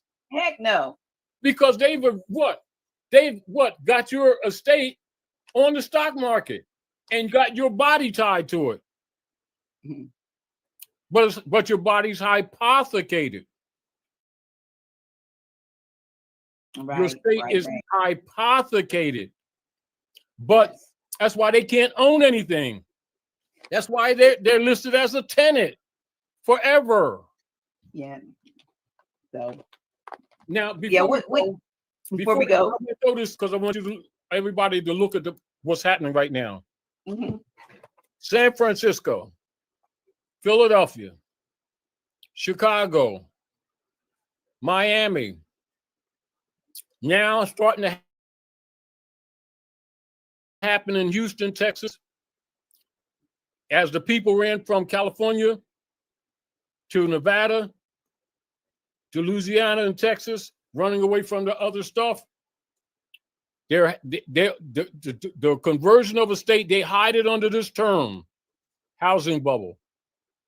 Mm-hmm. About to burst. Conversion of a state. And now, so what needs to be fixed? People have to make reversion. They don't know the politics. They don't know civics. They don't know what to do. The corporate operatives pretending to be government are robbing them, and they're going to be looking to them to fix this thing when they're the problem. And nations are national while we're trying to do what? Teach our people civics that should have been with them 80 years ago. Mm-hmm. Point that I'm making is, I said last time when we did our class before, the trouble they're in. What we're trying to do is get people to survive this crash. The phrase that they're going to go through, and that we're all going through right now, is worse than the Depression of 33. It just ain't hit them yet. And when it gets to a point, they're going to be shutting things down, shutting off grids, just like they did in Spain and Portugal. That wasn't no damn sunspot. They shut it down. Why? Because most of your bond systems come from Fleet Street. So they couldn't make any bond transfers, could they? They're crashing the system, Dr. G. And the people still don't see it. And they're going to steal these people's accounts and stretch it as long as they can and blame it on Russia and China. It's them. Fleet Street, England runs the court system here. The court system is not run from Washington. It's run from the Circle Church and Chancery, also known as the Crown. They think the Crown is the Queen. Crown is the barristers. They run the entire court system, judicial system at North America. That's why they promoted the 14th Amendment. That's why when you start talking constitutional enforcement, like we were talking here, Article 3, Section 2, that's why they be put out there to try to dismiss it. They don't want you to pay attention to it. That's what was overthrown.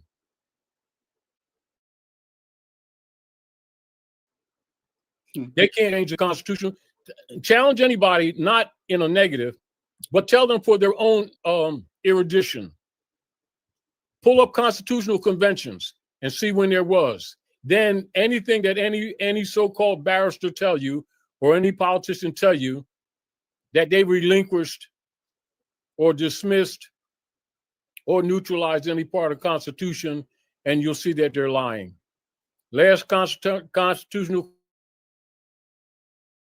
Convention was when George Washington was assigned to the palace.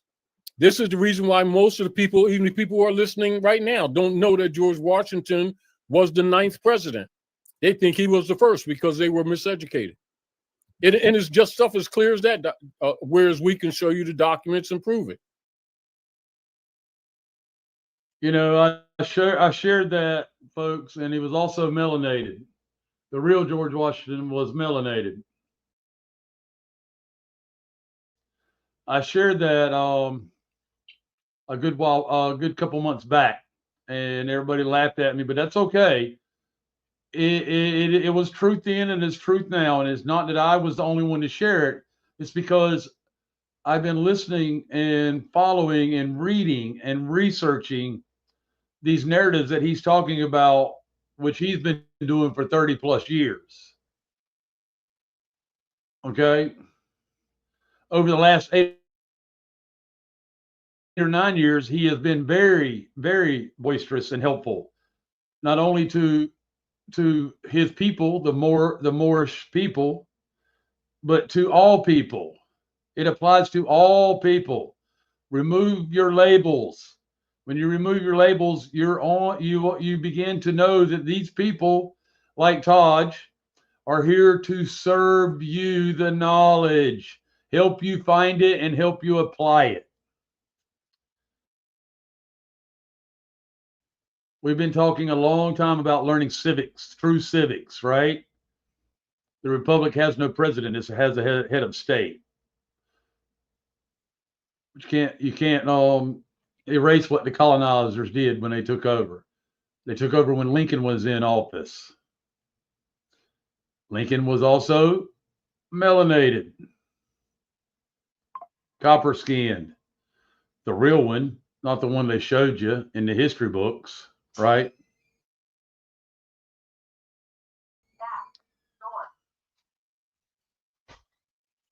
So everybody just hang in there, okay? If it's not making sense to you, keep studying. Keep studying. Don't take my word for it. Go look for it for yourself. You'll start connecting the dots pretty quick. Yep, had wiry hair, absolutely. All right, let's continue. Right in the congressional record, but they know that these people ain't going to read. So they'll say, "Buy something from these monkeys, put it in a book." We got to get people past their emotions and their egos. So that last one was 1787. Yeah. Now, May when 25th. when was George assigned? 1789. Yeah. Who was the first president? The last and only official one was held in Philadelphia on May 25th. Who was the September 7th. After the treaty. After the treaty was agreed to, and we set with the ordinance, 1786, 1787, who was the first president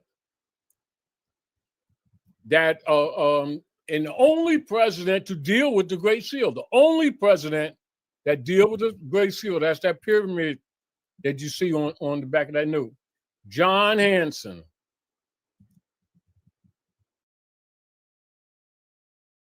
These people don't even know their history.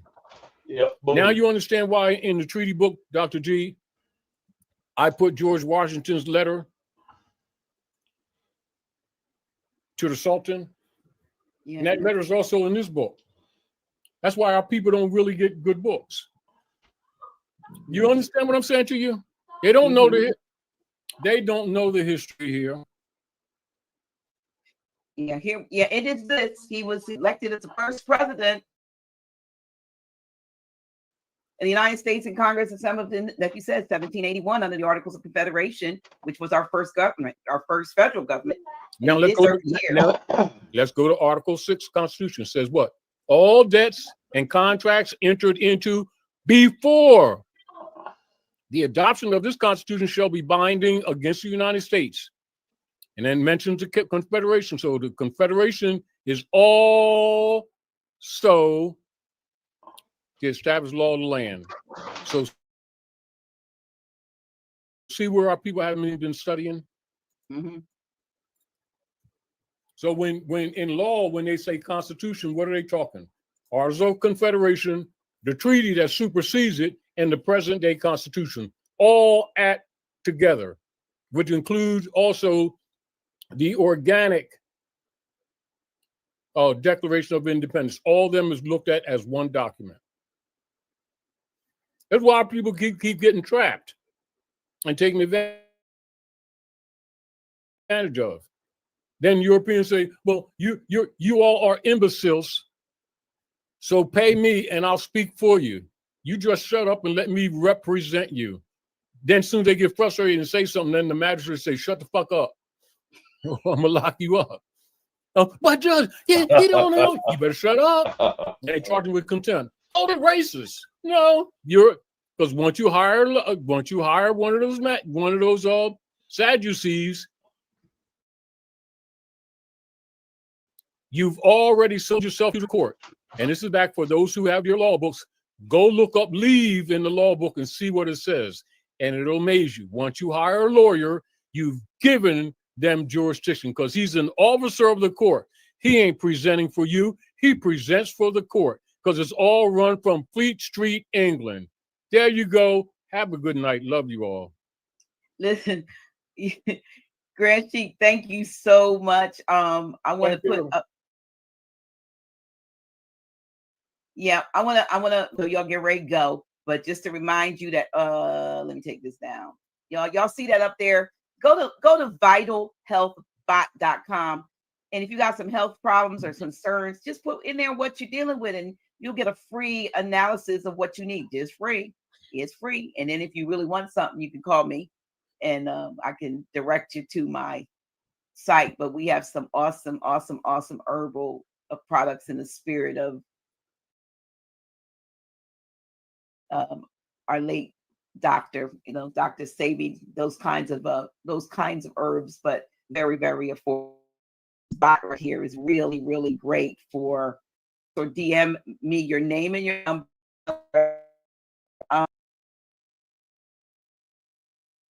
Something because I'm and let's end with this. Because I did my little research, so I'm going to share this right quick. With understanding jurisdiction, as Grand Sheik says, jurisdiction is the power. And there's three primary types of jurisdiction that we have to know. Subject matter jurisdiction, and that's the authority over the type of issue. Contracts, issue is maritime, equity. That's this, right. This physical, natural being, sentient man or woman. Then there's subject matter. Territorial jurisdiction, authority over the geographical area or land or space. That would be territorial jurisdiction. Right.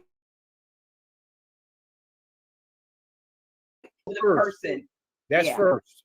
So are you operating as a natural being or as a corporate fiction on all casts? So those are the three key that would also include that also includes allegiances, Dr. G. Okay. That's why you can't be a 14th Amendment and make the claim. You can do perfect paper claims, know the history, and lose it claiming under 14th Amendment. Let me say, class last week, Teach told us about a brother that was in what the subject matter was, but was at the courts, was kind of winning, but he said, he was just stand on the square that he was not in their jurisdiction. When a break, I think he said, came and they all went out, they recessed the court. This brother went to across the street from the courthouse and took funds, fiat out of a ATM machine, and they saw him do it. And when he came back to court, and he was still claiming, and they brought up the fact, did you go to the ATM across this, and we're doing the breaking, and it messed up his whole case. Something as simple as that. This is the whole point. Now, this is back to understanding jurisdiction. Jurisdiction and averment of jurisdiction, even a mandamus, can be invoked prior, present, future. They were testing him. Yeah. See, This is why, see, and this is back to, you can do everything right. And if your standing is dead, your claim is dead. Now, here's the point. All you had to do was, this is why you don't call it money. If you called it money, then you failed. Right. Says, now, did you take money out? because you, that magistrate, is operating as an administrator, because we're under occupation. I went across the street and got a voucher to make a transfer routing claim on resource on the Sister QV Trust. I didn't get any money. You know it, and I know it too. He would have killed it. That's how you reverse it. That's why I keep telling people, back to the connotation, even not knowing that just you jumped in the shit pool, you can jump back out.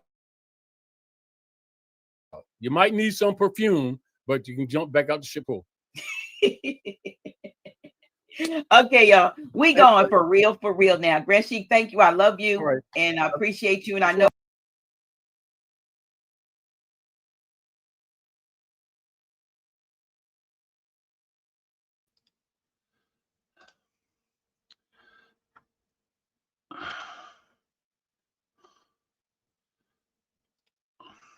All right. So, maybe you caught some of that about jurisdiction and maybe you didn't. Okay. We've been talking about jurisdiction for a while. Rod, Chief Pontiac, has done 2 episodes and a call to action into posts that has been passed around. We shared the PDF and we're going to go over that again tomorrow night. I don't know if Sheepdog wants to try to squeeze in anything. Sheepdog, you ready? Or you want to let it ride tonight? I think we're good, Mike. Like our sister Tasha said there in the chat, it's taken her, a couple years listening to Taj just as well as me. I've been listening to him for about 2 years now. It sounded like Spanish. I was like, what in the hell is he talking about? But the more you listen, and the more research you do, you start picking it up a lot faster. And then you start speaking plain English to those that have spent some time with them. But you're going to have to, outside of the show, you're going to have to do the work as far as understanding what he's saying. And we've talked about the Sister QB Trust. We talked about this for 2 years, even on the show.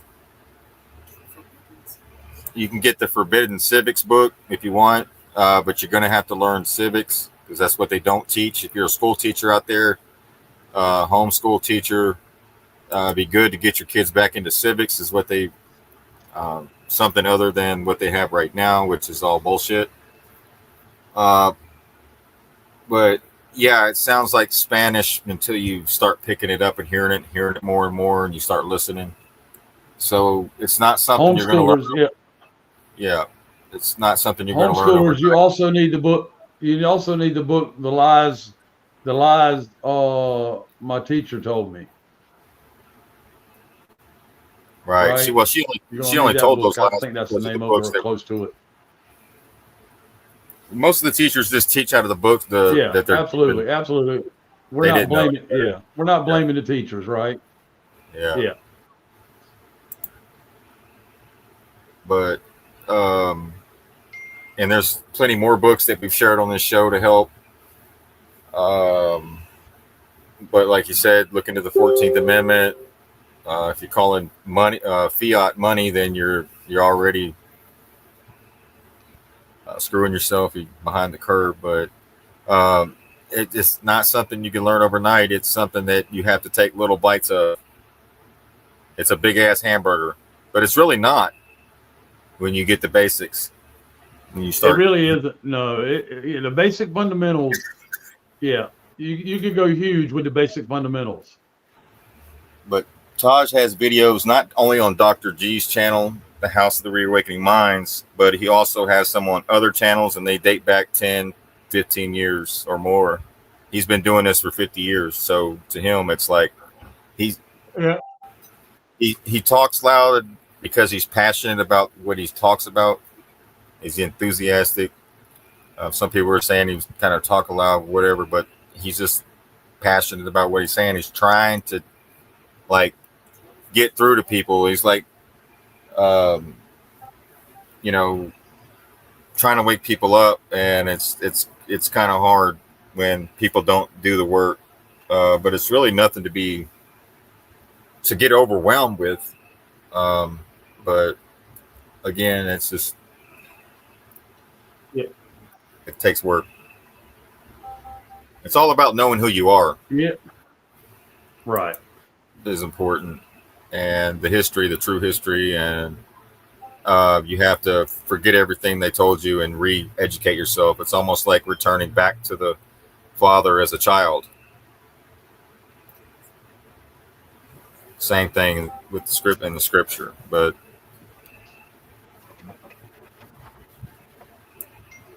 that's it. Other than Netanyahu's wanting war, so that's your president. So whatever Netanyahu's pushing, you need to pay attention because he is your president. But there's Forbidden Civics by Jaleel. Someone asked. Oh yeah, yeah, that's a good one. We got that. Forbidden Civics. Yeah. Yeah, that'll help. Twice. It's quite often. Okay, I highlighted quite a bit in here. Forbidden Civics by Jaleel Bay. Okay. Mike, you're covered. There you go. One of the best I've read. Can you show the name? Best I wrote. Yeah. There you go.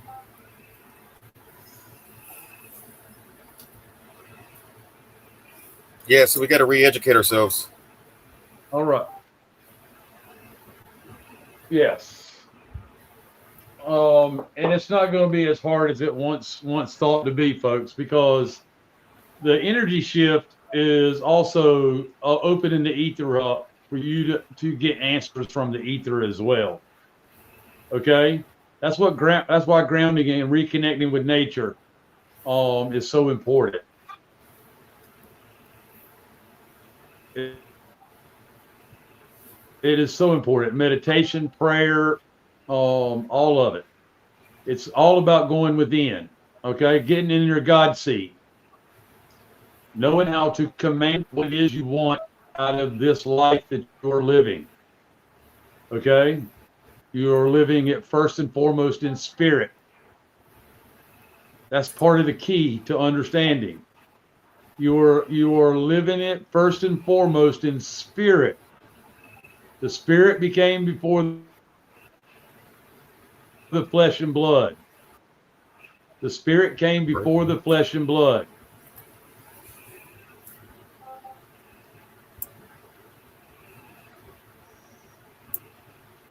That's all I've got for you tonight. Get ready to tomorrow night and hear more about the synthetic reset. The synthetic reset and the happenings of the collapse and how close I think we are from research.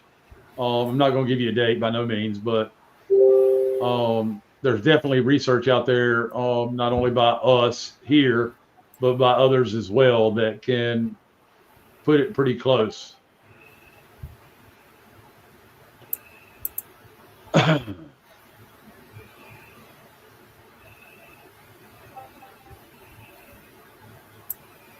Yes, our creator is a spirit as well, not bound by flesh and blood. Exactly.